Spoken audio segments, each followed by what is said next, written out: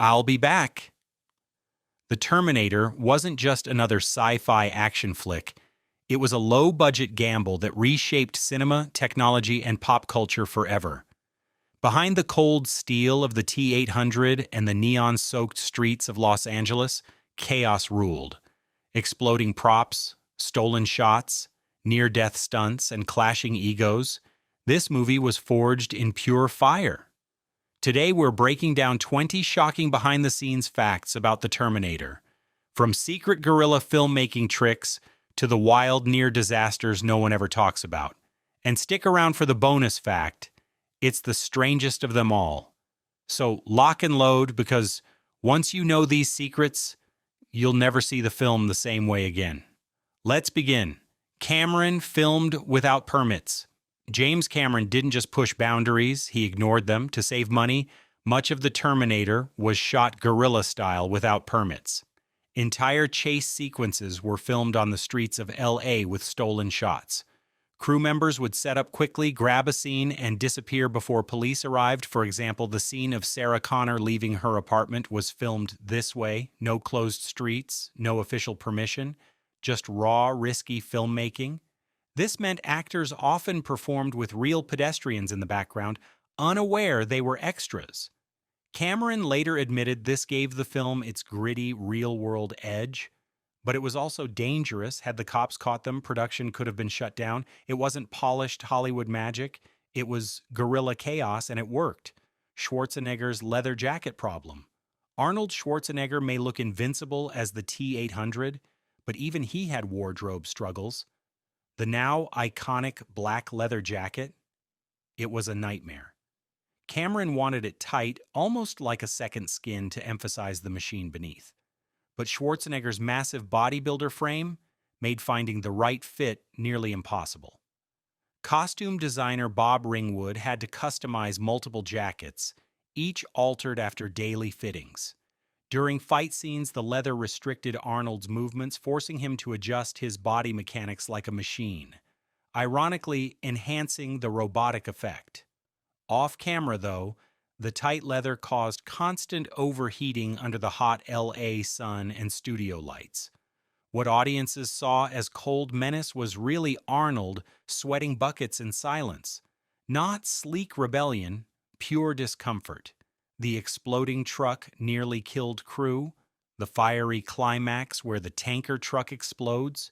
That wasn't just spectacle, it was survival. The production could afford only one real tanker explosion. Pyrotechnics expert Roger George set up massive charges, but the blast was far stronger than expected. When the truck ignited, the fireball mushroomed into the sky, shaking buildings blocks away. Crew members, who were standing closer than safety guidelines allowed, barely escaped with scorched eyebrows and ringing ears. Schwarzenegger himself had to sprint away, the heat blistering against his skin. Had anyone miscalculated, lives would have been lost. Cameron later joked, that was not acting, Arnold was really running for his life. The scene burned itself into cinematic history, but behind the lens it was chaos, danger, and luck. O.J. Simpson almost played the Terminator. Here's a twist that could have changed movie history forever. O.J. Simpson was originally considered for the role of the Terminator. Studio executives thought his celebrity status would boost ticket sales. But James Cameron rejected the idea immediately, arguing Simpson looked too nice to play a cold-blooded killer. Ironically, years later, the world would view Simpson in a very different light. Schwarzenegger, who at the time wasn't yet a proven star, ultimately got the role and turned it into career-defining gold. Imagine the Terminator without Arnold's Austrian accent, without the robotic delivery of, "I'll be back." Not chilling, but absurd, this wasn't just a casting decision, it was fate. And the entire tone of the film hinged on it. Linda Hamilton's broken ankle. Sarah Connor's transformation from waitress to warrior started off painfully, literally. Early in production, Linda Hamilton broke her ankle. Instead of halting the shoot, Cameron adjusted the schedule, shooting around her injury. Many scenes were filmed with Hamilton hiding her limp or using creative camera angles to mask it. During chase sequences, Hamilton was forced to grit her teeth through pain, giving her performance a raw desperation that audiences read as terror. The crew even used body doubles for wide-running shots until she healed enough to sprint again. What audiences saw as fear was partly real agony. It wasn't just acting, it was survival. Sarah Connor's vulnerability on screen mirrored Hamilton's real physical struggle, blurring the line between character and reality. Cameron's nightmare sparked the film. The Terminator wasn't born in a studio boardroom. It came from James Cameron's fevered nightmare. While battling a high fever in Rome, Cameron dreamed of a metallic skeleton dragging itself from the fire, carrying kitchen knives. He woke drenched in sweat, sketched the image on hotel stationery, and couldn't shake it. That haunting vision became the foundation of the T-800. The fire imagery and relentless pursuit came directly from his subconscious. Cameron later said, "It felt less like creation and more like something that invaded me." What started as a dream turned into cinematic legend. It wasn't careful planning. It was raw imagination crashing through illness. The result? One of the most unforgettable villains in movie history. The police station shootout was a logistics nightmare. The infamous police station massacre tested the limits of the production. With a tiny budget, Cameron had to make 30 extras look like an entire police force.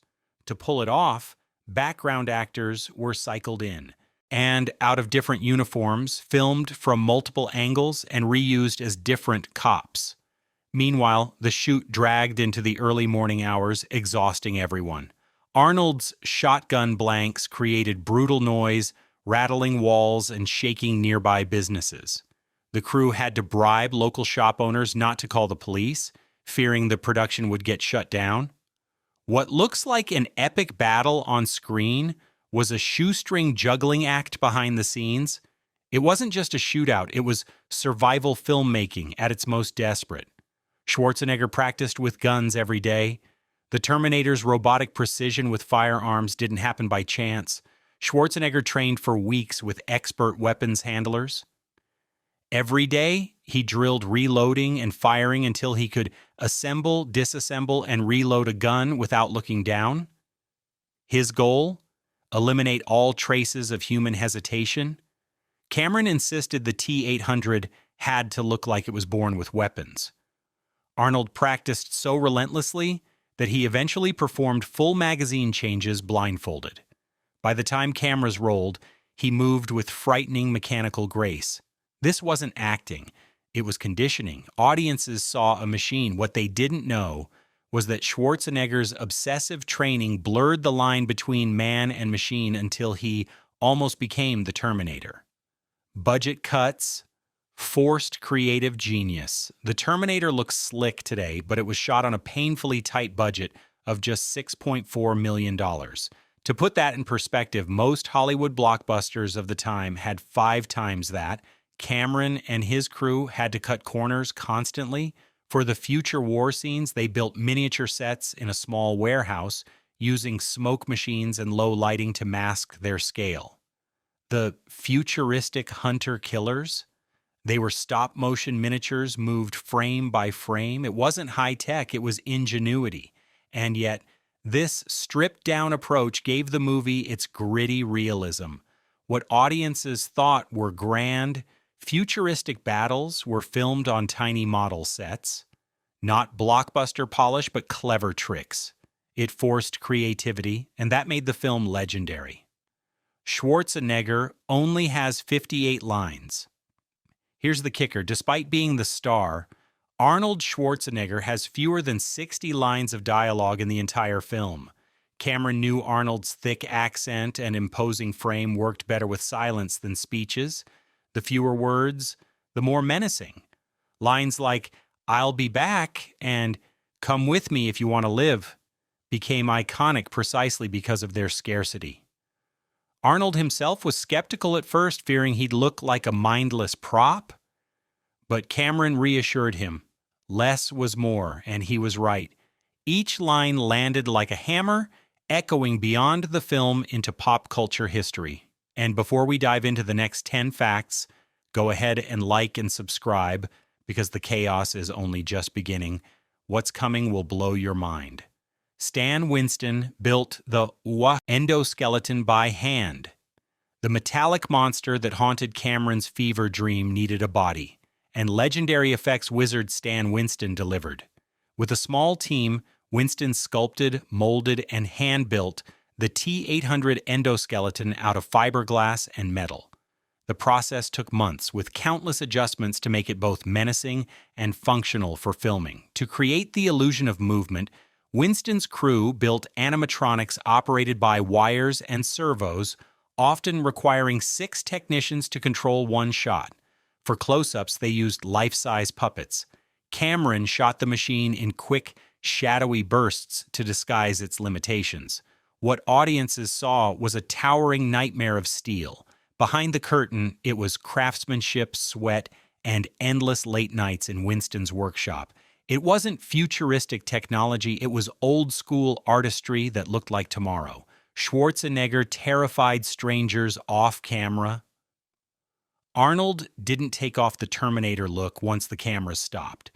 Between setups, he often wandered the streets of Los Angeles, still wearing the leather jacket, dark shades, and prosthetic battle damage makeup.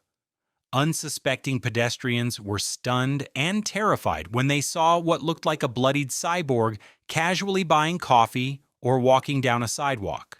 In one story, a driver nearly crashed after locking eyes with Arnold's makeup-scorched face at a red light. Cameron loved it. It reinforced the illusion that the Terminator wasn't just a character, it was real. It wasn't a movie monster confined to the screen. It was roaming the streets. James Cameron's brutal editing choices. The first cut of the Terminator ran much longer, but Cameron slashed it down mercilessly. Entire subplots were cut, including scenes of Sarah Connor's roommate Ginger's life and a subplot involving Cyberdyne employees. Cameron believed every frame had to push the story forward. Nothing else mattered. Arnold later admitted he was shocked at how many of his scenes were trimmed, but Cameron insisted that less Arnold meant more mystery and menace. The editing process was so ruthless that Cameron nearly collapsed from exhaustion, living in the editing suite for weeks.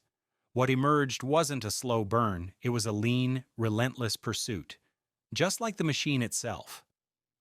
The nightclub shoot took forever. The tech noir nightclub shootout looks electric on screen, but filming it was a nightmare. The crew rented an actual nightclub, then transformed it with neon and smoke. Shooting at night, they had to finish before dawn or pay astronomical overtime fees. Extras packed the room, sweating under hot lights, while Arnold repeated his slow, robotic walk through the crowd dozens of times. The strobe lights caused headaches for both crew and actors, and Hamilton remembered the shoot as endless.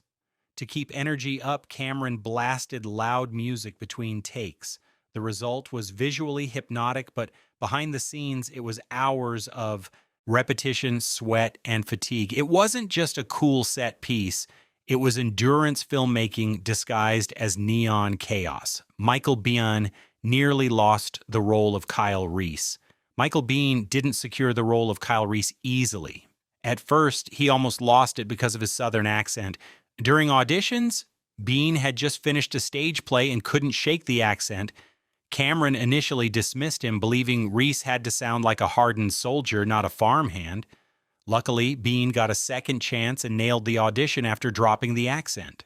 Once on set, he committed fully, performing many of his own stunts, including dangerous jumps and fight choreography. The role demanded both intensity and vulnerability. Without Biehn's raw dedication, the love story at the center of the Terminator would have collapsed.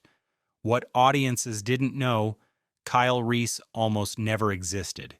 Cameron fought the studio over casting.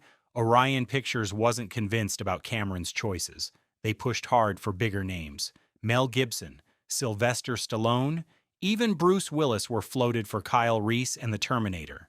Cameron resisted fiercely, insisting Schwarzenegger and Biehn were perfect. In fact, Cameron's first meeting with Arnold was supposed to convince the studio he wasn't right. Instead, Arnold spent the meal detailing how he'd play the Terminator. Cameron was so impressed, he immediately sketched Arnold as the machine on a napkin. What was meant to kill his chances sealed the role. The studio doubted. Cameron gambled. The gamble redefined careers. It wasn't compromise, it was conviction. The final chase was shot guerrilla style. The nail-biting finale, with Sarah Connor trapped in the factory, was a patchwork of guerrilla tactics. Many shots of Arnold riding the motorcycle and smashing vehicles were filmed in industrial zones without permits, under cover of night. Crew members had to hide from security guards, moving lights and cameras in minutes. One story claims Cameron himself hauled gear in a van to avoid suspicion. The claustrophobic factory finale was built on a minimal budget using smoke, clever lighting, and rearranged sets to make it appear bigger than it was. The tension felt real because the production itself was operating under pressure, one step away from disaster. The chase wasn't just on screen, it was behind the camera too. Lance Henriksen's strange audition. Before Schwarzenegger was cast, James Cameron considered Lance Henriksen for the role of the Terminator. Henriksen even showed up to his audition dressed as the cyborg, wearing a ripped leather jacket, gold foil on his teeth, and fake scars painted across his face. He kicked down Cameron's office door, sat silently, and just stared. Executives were terrified. While he didn't land the title role, the unsettling audition impressed Cameron enough to cast Henriksen as Detective Vukovich. Imagine the film without Arnold's towering figure. It might have been a quieter, creepier Terminator, a human-sized nightmare instead of a muscle-bound machine. Casting didn't just shift the tone, it rewrote movie history. The "I'll be back" debate. The most famous line in the movie, "I'll be back," was almost cut. Schwarzenegger initially resisted it, arguing it sounded awkward with his accent. He wanted to say, "I will be back." Cameron refused, insisting the shorter line had more punch. Arnold later admitted he didn't see the appeal until audiences roared with laughter and applause at test screenings. That three-word line became his lifelong signature, repeated across sequels, parodies, and global pop culture. What Arnold thought was clumsy became eternal. Sometimes the smallest fight on set creates the biggest legacy. Test screenings nearly sank the film.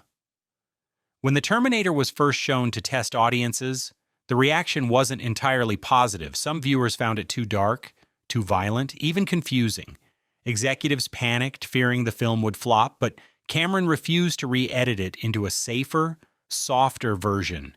He trusted his instincts that the raw intensity was the point. When the movie finally released in 1984, word of mouth spread like wildfire and it became a sleeper hit, grossing over $78 million worldwide. What almost got buried in the editing room instead exploded into one of the most influential films of the decade. Cameron sued his own agent. Here's the wildest twist of all. James Cameron was stuck in a contract that tied him to producer Dino De Laurentiis. To escape, he wrote The Terminator and gave the script to his agent, who tried to sell it without crediting him. Furious, Cameron fired the agent and later sued, claiming betrayal. To secure full creative control, Cameron sold the rights to The Terminator for just $1 to producer Gail Ann Hurd, who promised he could direct.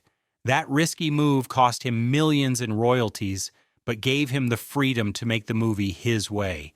It wasn't business savvy, it was artistic defiance, and it made history. The Terminator wasn't built on big budgets or studio trust. It was built on fever dreams, guerrilla filmmaking, raw injuries, and relentless conviction. What could have been a forgotten B movie became a cultural cornerstone, not by luck, but by chaos transformed into vision. If you loved discovering these hidden truths, smash that like button, subscribe for more, and remember, when it comes to movie secrets, we'll be back.